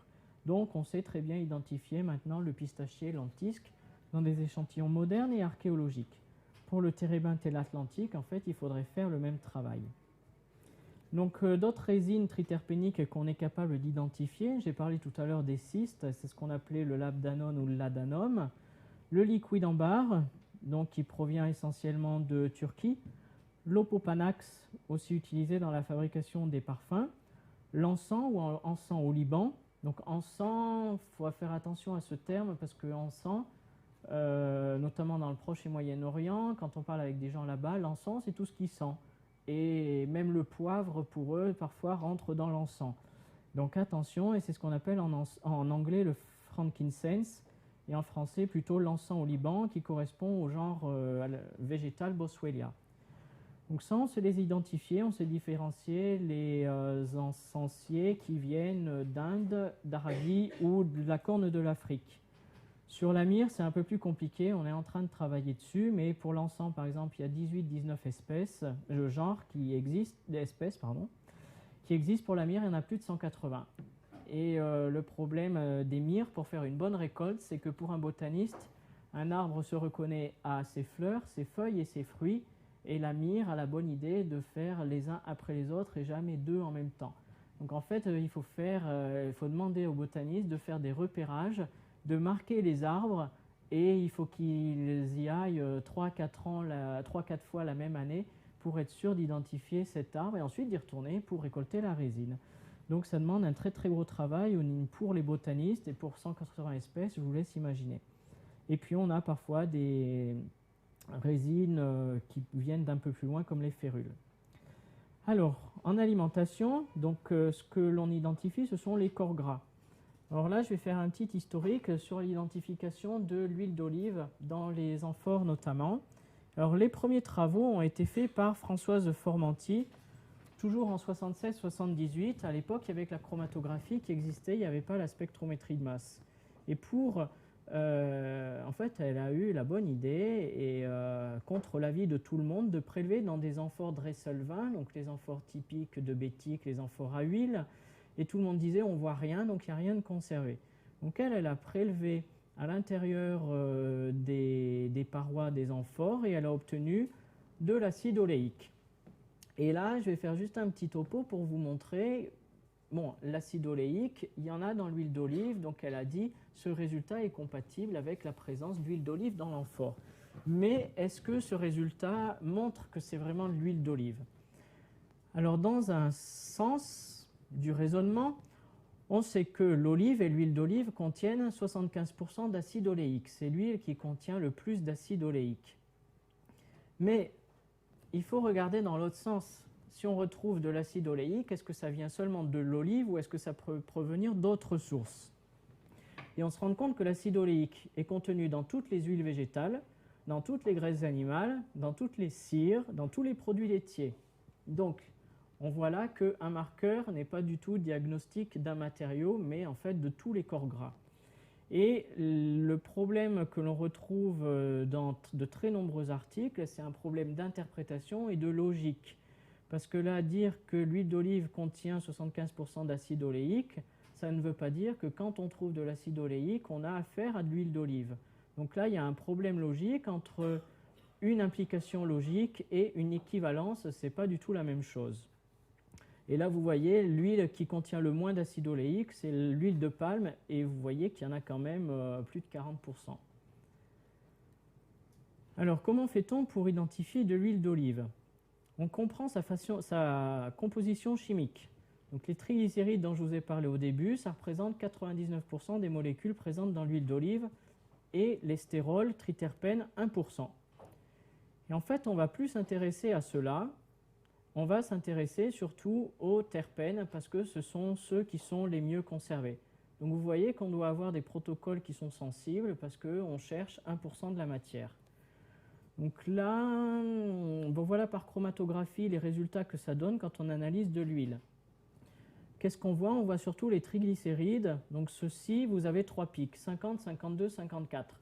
Ça correspond en fait au nombre de carbone des triglycérides. Le premier à 50, le deuxième à 52, le troisième pic à 54 atomes de carbone. Voilà la seule information que nous donne la chromatographie. Ce n'est pas suffisant. Là, on a une autre technique plus performante qui découle de la spectrométrie de masse ici, MS, en mode électrospray. Donc on n'a plus un chromatogramme, on a un spectre de masse. Ici, vous avez la masse des molécules. Et comme vous avez la masse des molécules, vous savez combien il y a d'atomes de carbone et combien il y a d'insaturation, des doubles liaisons. Et là, vous retrouvez 50, 52, 54 et vous avez le nombre d'insaturations, 2, 2 et 3. Donc ici, on a une information qui commence à être un peu plus précise. Quand on l'exploite, cette technique d'analyse par spectrométrie de masse, voilà qu'est-ce qu'on obtient. Pour les huiles végétales, vous voyez qu'on a toujours 1, 2 pics, maximum 3 ici pour l'huile d'argan. Donc on a toujours 50, 52, 54, c'est des profils très resserrés. Donc ça, c'est un profil qui est typique d'une huile végétale, sauf ici castor, en anglais c'est le ricin, qui est vraiment à part, et le laurier. Quand on passe aux produits laitiers, on voit que les triglycérides, ils ont une distribution beaucoup plus large. Ça vient en fait des acides gras, il n'y a plus que le 16 et le 18, ça va du 4 au 18. Donc les triglycérides, ils ont une distribution beaucoup plus large. Donc vous voyez par cette méthode, on distingue très bien les huiles des produits laitiers. Par contre, pour faire la différence entre la vache, la brebis et la chèvre, c'est assez délicat. Par contre, le dromadaire, lui, se distingue très très bien des autres. Si on prend les graisses animales, donc on voit toujours 46, 48, 50, 52, 54 pour à peu près tous. Et là, vous voyez que le cochon, la lanoline, c'est-à-dire la graisse du poil de mouton, et comme volaille le canard, vous avez que 50, 52, 54. C'est des pairs, des pics pairs. Par contre, si vous prenez le cas de la vache, du veau et de l'agneau, vous avez noté en vert des petits pics impairs. Et ça, en fait, les pics impairs, c'est caractéristique des animaux ruminants. Donc, par cette technique, vous voyez, si c'est un profil étroit, c'est des huiles végétales, un profil large, des produits laitiers, un profil entre les deux, c'est des graisses animales, et vous pouvez distinguer si c'est du ruminant ou du non-ruminant. Et pour aller un peu plus loin, est-ce qu'on peut identifier les huiles entre elles? Alors, juste avant, voilà l'analyse qu'on a fait en spectrométrie de masse. On va prendre ce pic ici, le plus grand. On va prendre cette molécule dans le spectromètre de masse et on va le casser pour avoir son spectre. Et voilà ce qu'on obtient. Donc ici, le spectre, c'est celui-là. C'est la molécule 889 que j'ai fragmentée et qui m'a donné ce pic-là, 607. Et en zoomant, on a cette composition chimique. Alors ça dépend de la structure du triterpène, du triglycéride, pardon. Et ça, ce spectre, je l'ai comparé avec la molécule 889 de l'huile de sésame moderne. Et vous voyez qu'en fait, entre les deux, c'est exactement la même chose. C'est exactement la même composition chimique. Donc l'échantillon archéologique, c'est en fait une imprégnation de ce fragment de lampe qui a été retrouvé à Petra, toujours sur le même site. Et en comparant de façon très précise la composition chimique avec la même molécule de même masse dans l'huile de sésame moderne, ça m'a permis d'identifier de l'huile de sésame dans cette lampe. Donc la technique marche pour toutes les huiles. Et pour l'instant, ce que j'ai pu identifier, c'était de l'huile d'olive, du sésame, de l'huile de benne, c'est le moringa, utilisé en parfumerie en Égypte. Et voilà. Alors, ça, c'est pour les triglycérides quand ils sont conservés. Quand ils ne sont pas conservés, qu'est-ce qu'on fait? On s'intéresse aux marqueurs qui subissent le moins de dégradation. Et là, pour vous illustrer ce que je vous ai dit tout à l'heure sur la conservation des molécules, qui est complètement aléatoire, ici, on a pris 2 amphores à huile Dresselvin qui proviennent des fouilles du Rhône à Arles. Donc, avant de fouiller la grande épave, là, le bateau de 30 mètres dont vous avez peut-être entendu parler, qui est maintenant au musée d'Arles, ils ont fait du ramassage, savoir ce qu'il y avait au fond du Rhône. Et vous avez un exemple ici, 2 amphores à huile d'olive, de bétique, de la même époque, conservées depuis 2000 ans dans les mêmes conditions au fond du Rhône. Le premier tesson a donné beaucoup d'acides gras et d'estérol. Le deuxième, vous voyez, rien du tout en acides gras et que d'estérol. Donc là, on est exactement dans les mêmes conditions et on a une conservation qui est complètement différente. Donc on est obligé on ne peut pas dire une huile d'olive dans ce contexte aura ce profil chimique-là. On est obligé de s'adapter à ce qu'on trouve. Et donc, quand on s'intéresse à ces molécules qui sont insolubles dans l'eau, c'est pour ça qu'elles sont conservées, quand on zoome dessus, on voit qu'on a un profil complexe. Et alors, en vert, marqué par des points verts, on a des marqueurs qui sont représentatifs des végétaux. Donc, on sait qu'on a une huile. Et par ceux qui sont notés en rouge, on a des marqueurs qui sont spécifiques de l'olive. Donc quand on trouve ces marqueurs verts et rouges associés, on peut dire qu'on a une huile végétale et même qu'on a une huile d'olive. Et l'application était celle-ci, des fouilles de Jean-Pierre Brun à Sapinum, donc c'est en Molise, je crois, au centre de l'Italie, dans les Apennins. Vous avez sur le site, dans le quartier artisanal, 4 cuves maçonnées qui étaient à l'air libre depuis un certain temps. Et donc, il a fait des prélèvements d'enduit et la zone des stérols, voilà ce que ça a donné. On a ici un stérol végétal qui nous dit, bon, ok, et celui-là aussi, il y a présence d'huile végétale, mais on a des marqueurs plus spécifiques ici qui nous disent qu'on a bien affaire à de l'huile d'olive, donc ces cuves ont bien contenu de l'huile d'olive. Un autre exemple, ici à côté de Toulouse, un morceau d'enduit, vous voyez le morceau d'enduit brut, donc un mortier de tuileau, et ça c'est la partie que j'ai prélevée avec une fraise électrique. Et donc à l'analyse, ce qu'on voit ici, c'est qu'on a tous les marqueurs de l'huile d'olive. Et tous les petits pics, vous voyez que c'est des marqueurs de contamination environnementale. Alors pour finir, le vin. Donc le vin, c'était un gros problème au niveau de son identification. Beaucoup de travaux ont été faits depuis les années 76. C'est toujours Françoise Formanti qui a fait les premiers travaux. Elle a inauguré un peu tout. Et il y a des méthodes qui marchent et puis il y en a d'autres qui ne sont pas du tout fiables. Alors, ce que l'on lit dans la littérature, c'est que toutes les amphores qui ont été poissées ont contenu du vin. Quand on veut être un peu plus précis, elles ont contenu des contenus aqueux, soit du vin, soit des sauces de poisson. En fait, la poix qui est utilisée sert à imperméabiliser les parois et à éviter que le liquide ne diffuse et ne sorte de l'amphore à travers les parois. Et ce que l'on trouve aussi, donc c'est une hypothèse qui est publiée depuis 1977, c'est que si l'amphore a été poissée, elle n'a pas pu contenir d'huile.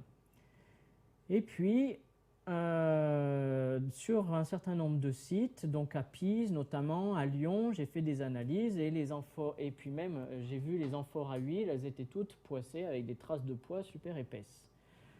D'autres laboratoires, donc Alessandra Pecci, Caroline Romanus ici à Bruxelles, qui a fait sa thèse, a montré que c'était les amphores de Sagalassos en Turquie, elles contenaient de l'huile d'olive et tout était poissé.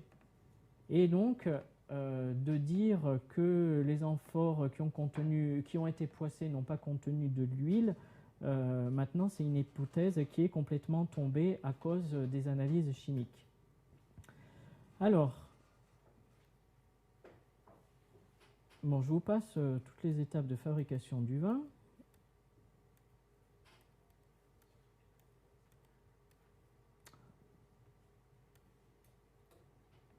Ah voilà, juste je voulais vous montrer, ici je vous ai parlé du vin de la Madrague de Giens tout à l'heure, vous avez vu qui était sur le sol. Donc ça c'est l'hypothèse sur laquelle a bossé Françoise Formanti et l'éprouvette qu'elle m'a gentiment donnée pour que je fasse ma thèse dessus. Donc en fait j'ai fait ma thèse sur ce résidu marron et le but était de proposer une méthode qui marche pour dire que ce résidu marron c'était du vin.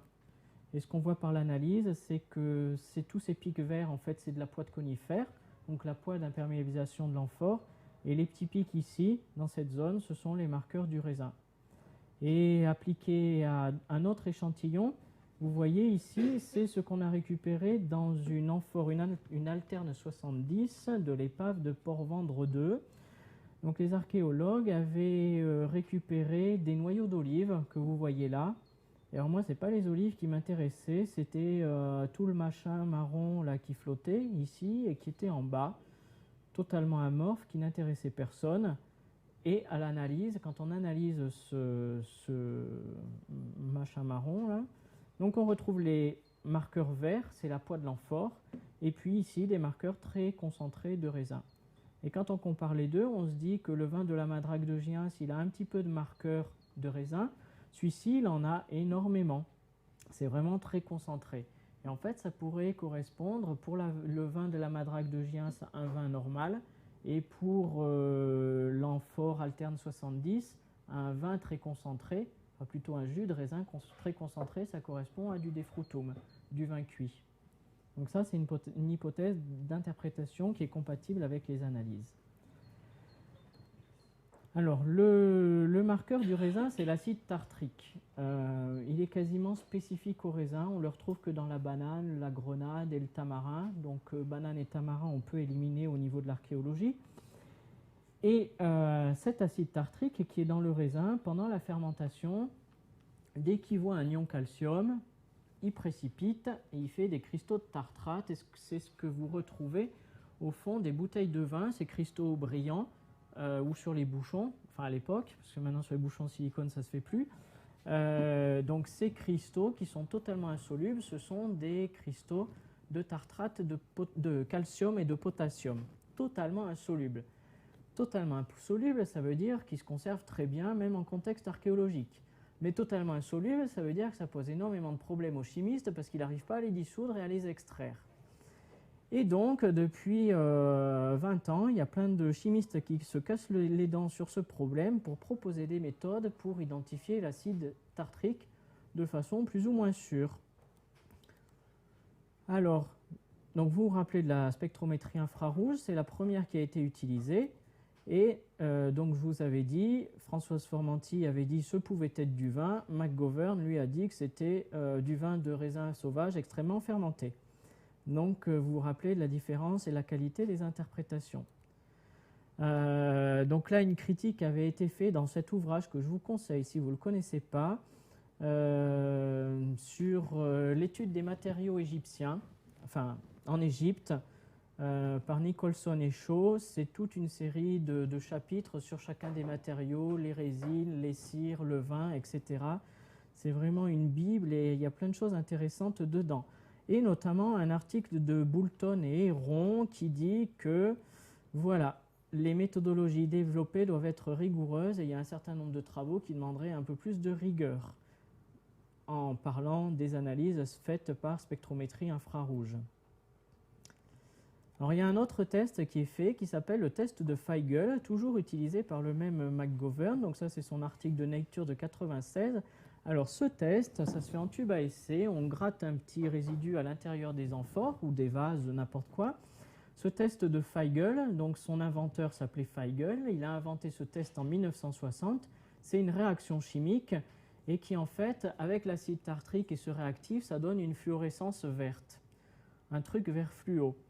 Mais McGovern l'utilise en disant que c'est de l'acide tartrique, mais Feigl qui a inventé ce test met lui-même en garde en disant que, attention, il y a énormément de faux positifs et il énumère plein de molécules chimiques qui réagissent avec son test. Et notamment, c'est des molécules que l'on retrouve en contexte archéologique. Ce qui fait que ce test n'a aucune valeur pour les échantillons archéologiques. Donc McGovern l'a utilisé pour les échantillons de Godine de tout le Caucase, pour rechercher les plus vieilles traces de vin, et dans les amphores cananéennes de l'épave d'Uluburun en Turquie du XIIIe siècle avant Jésus-Christ. Donc ces amphores contenaient de la résine de pistachier, pour McGovern du vin.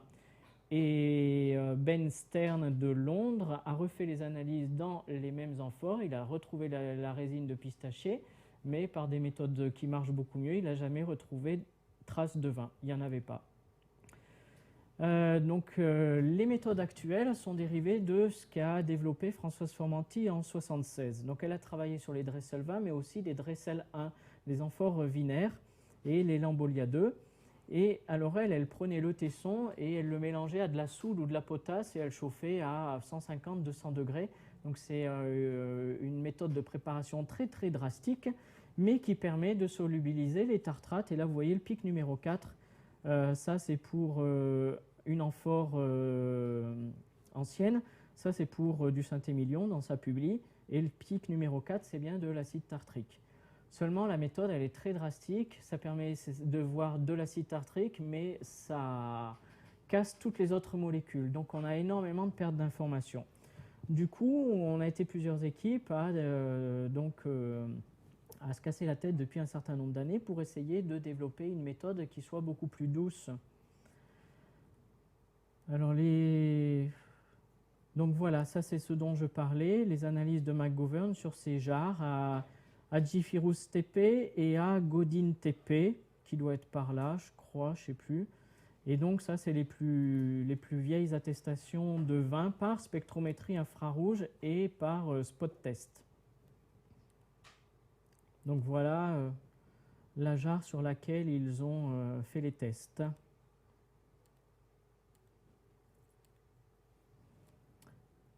Ça, c'était les analyses faites sur la tombe du roi Midas, un article dans Nature aussi, toujours pareil, du même. Donc c'était le contenu de ce riton.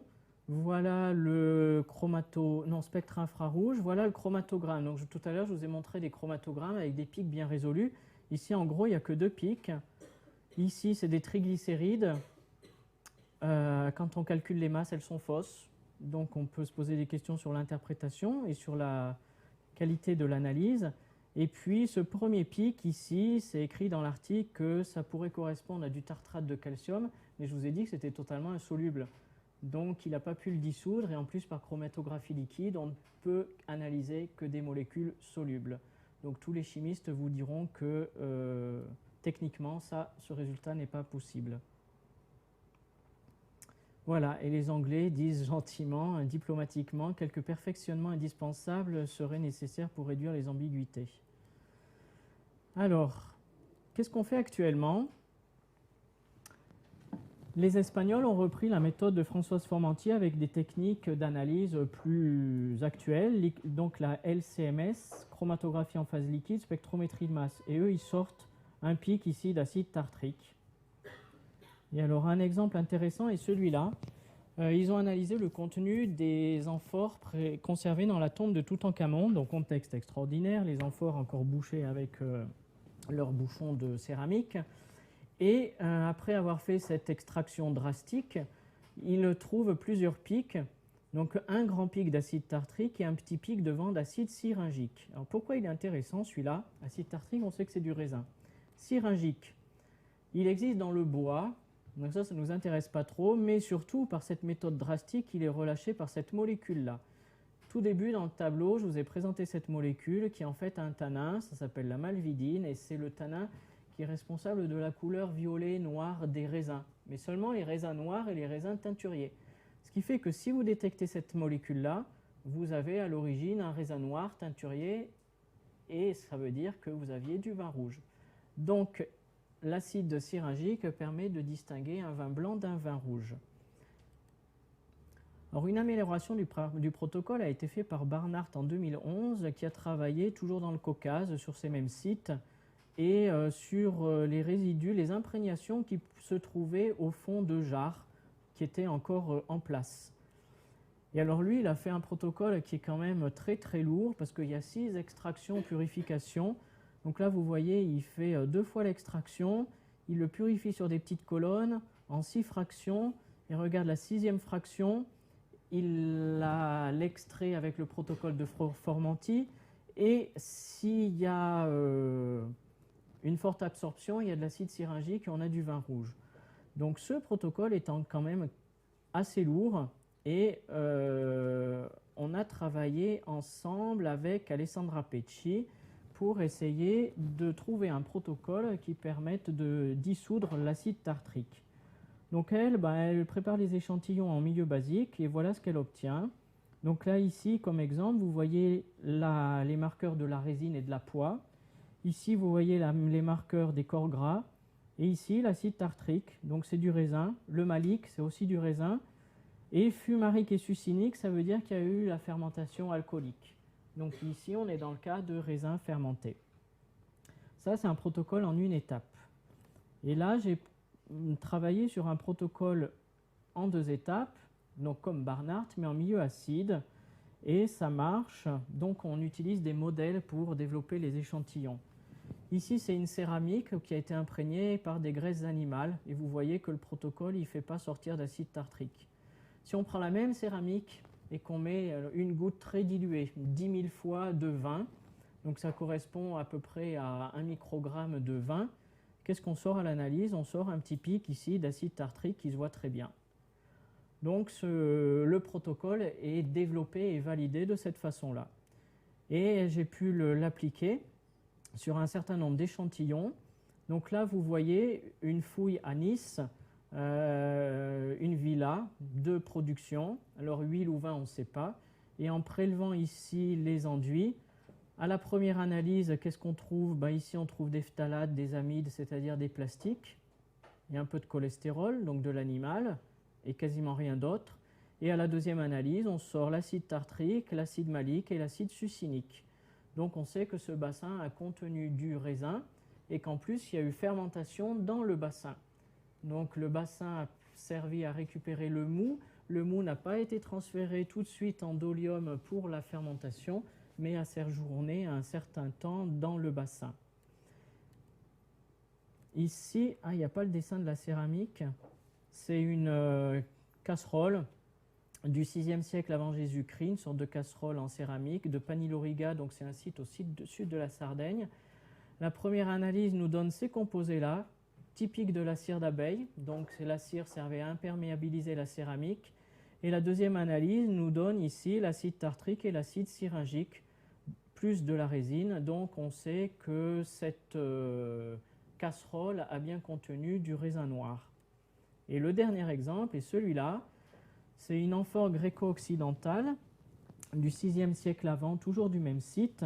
Vous voyez, elle a été restaurée, manipulée, recollée. Là, vous avez de la pâte moderne. Donc, on ne va surtout pas faire le prélèvement ici. Vous imaginez bien, on le fait ici. On ne fait pas le prélèvement aussi pour connaître le contenu d'une amphore. On ne fait pas le prélèvement sur la lèvre, bien que la lèvre indique facilement par la typologie le type d'amphore. Il n'y a pas eu contact du contenu avec la lèvre.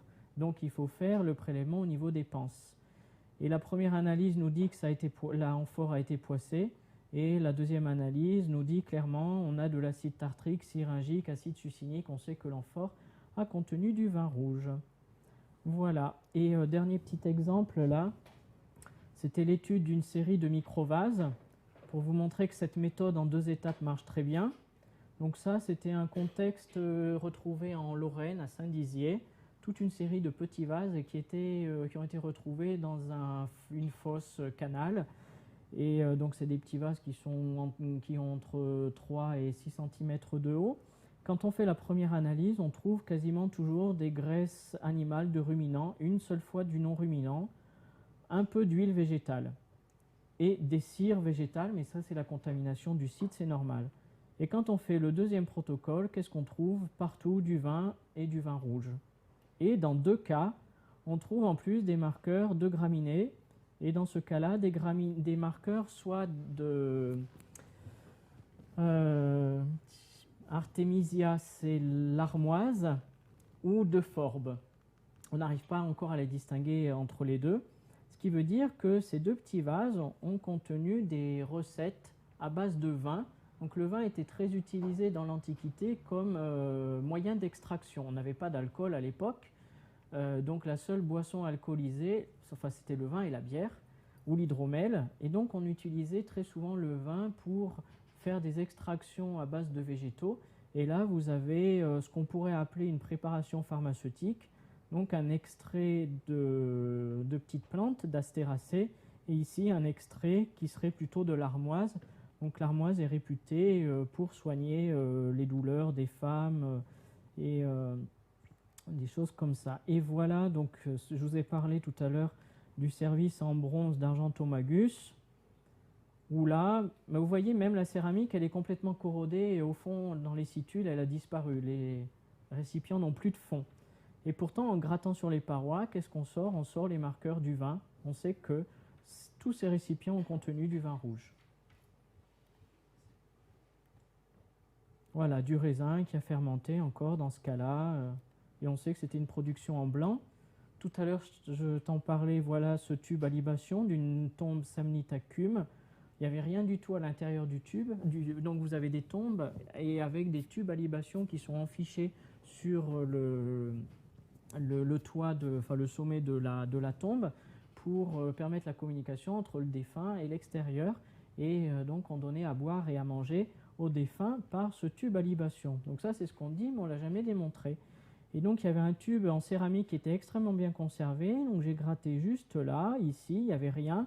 Et à l'analyse, qu'est-ce qu'on sort? On sort les marqueurs du raisin noir fermenté. Donc on donnait bien du vin à boire aux morts. Et là pareil, donc ça c'est une étude récente, c'est un objet au Louvre, pour vous montrer que c'est pas évident de travailler avec les musées. Donc cet hexaleiptron corinthien qui provient d'une tombe à Chypre.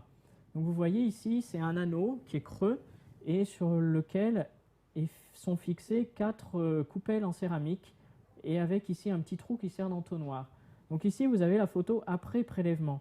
Il faut faire un prélèvement qui ne se voit pas, donc la seule possibilité, c'est de faire le prélèvement sur les parois intérieures de chaque entonnoir. Et en fait, on a retrouvé des traces de vin rouge un peu partout, et dans chaque coupe, une composition chimique différente. Ça veut dire que dans chaque coupe, il y avait 4 recettes qui étaient versées, et en fait, c'est ce qu'on retrouve dans les textes. Et voilà, donc pour la conclusion, pour vous dire qu'il y a de plus en plus d'archéologues qui font appel à des analyses, donc, qui sont plus ou moins fiables. En général, quand c'est pas cher, c'est pas fiable. Donc les spot tests, spectrométrie infrarouge, c'est rapide, c'est pas cher, il n'y a pas besoin de gros matériel. Mais vous voyez qu'on ne peut pas en faire grand-chose à part des surinterprétations qui sont plaisantes pour l'archéologue, mais qui ne sont pas rigoureuses.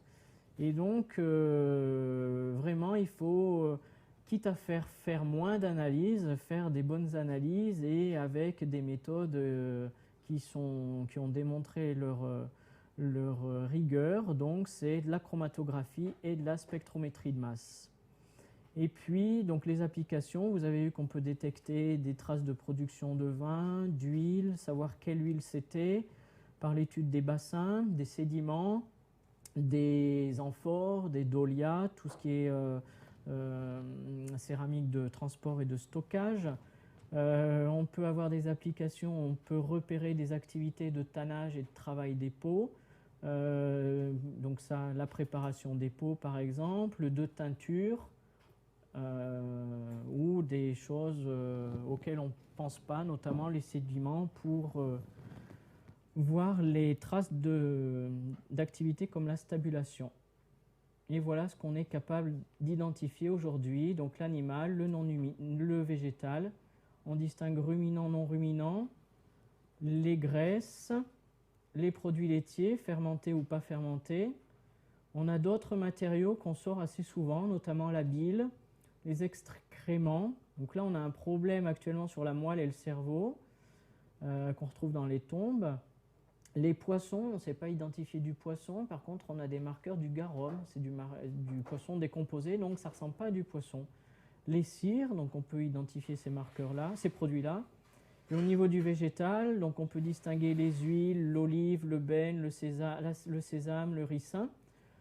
Les huiles cicatives, on ne fait pas encore la distinction entre chaque. Les cires végétales, les résines, les goudrons, les extraits de plantes, les gommes. Il y a encore très peu de choses faites dessus parce que c'est des sucres, donc ça a disparu. Et puis les fruits, on sait identifier aujourd'hui le raisin et le vin. Et en fait, ce protocole souvent me montre d'autres molécules que je ne sais pas encore identifier et que je pense qui proviennent d'autres fruits comme la pomme, la poire. Donc on aurait des attestations non identifiées encore de cidre ou de bière. Voilà pour ce bilan.